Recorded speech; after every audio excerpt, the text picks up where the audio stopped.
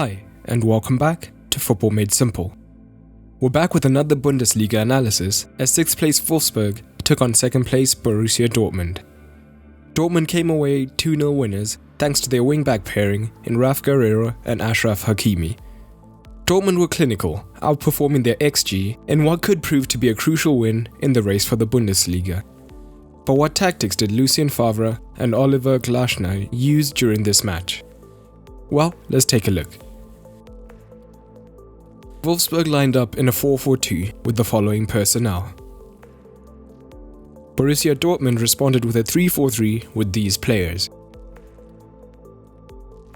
Now let's get into the tactics, starting with how Dortmund looked to attack as they dominated with 61% possession. Dortmund primarily looked to play out from the back, looking to supply the centre-backs. And as Wolfsburg were lining up with a 4-4-2, they realized that their front two would be unable to win back the ball from 3 men in most situations. So they didn't bother to press Dortmund in their own third and instead looked to sit on the Dortmund pivots instead. This would cut off the routes into the midfield and make it harder for Dortmund to advance through the centre.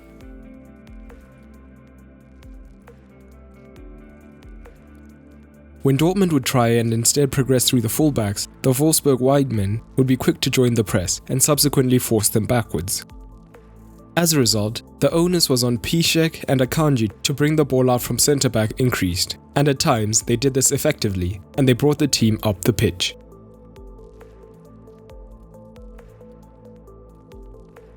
However, Wolfsburg could easily counter this, as their forwards could move out to cover the wide centre-back with their pivots covering Dortmund's, subsequently blocking off another route.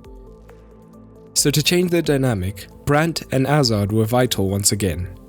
In this match, we saw them drop much deeper than in their encounter against Schalke, looking to form the third central midfielder and get the space to receive the ball and play from these regions.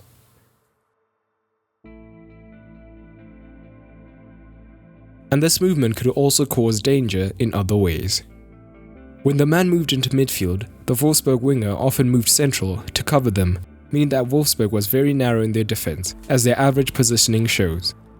This would subsequently now open up space for the fullback to instead receive the ball and advance the ball higher up the pitch. This would mean Dortmund would have a 2 versus 2 in these regions, and they would look to commit a third man into the half space, which Arnold was usually able to track. But it still led to dangerous combination play in these regions whilst leaving space centrally.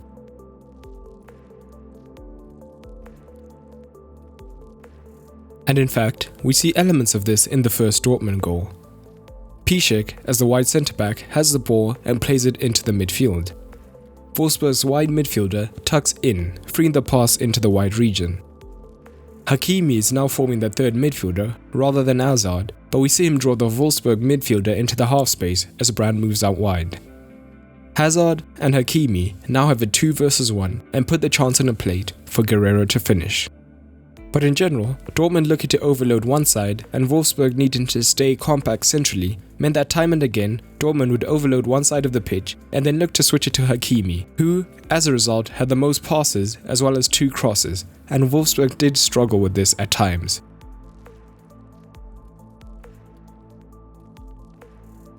But what about Wolfsburg on the ball?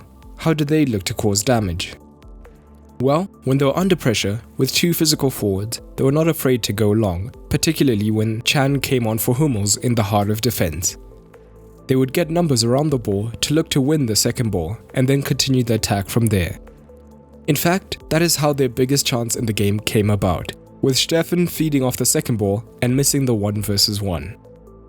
But with a bit more time on the ball, Arnold was their chief creator, often dropping deep as a single pivot to get on the ball. Especially when behind, Wolfsburg were adventurous, with Schläger pushing higher up the pitch.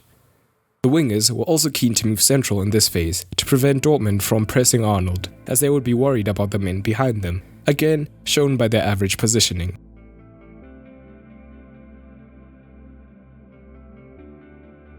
This would then cause Dortmund to also defend narrowly, giving the Wolfsburg fullbacks the freedom to attack the flanks, who once found would look for the cross into the box. The central overload would mean that they could easily get men into the box to try and get on the end of the cross. However, the 3 centre-backs of Dortmund were able to deal with this, and Wolfsburg quickly began to run out of ideas, And the XG time map shows that after Steffen's big chance, they struggled to create more chances. This match sets Dortmund perfectly up for Der Klassiker, although if they are to be victorious, improvements will be needed. But what did you make of the match, and how do you see Der Klassiker playing out? Drop it in the comments below. But that's all for today, and remember, keep it simple.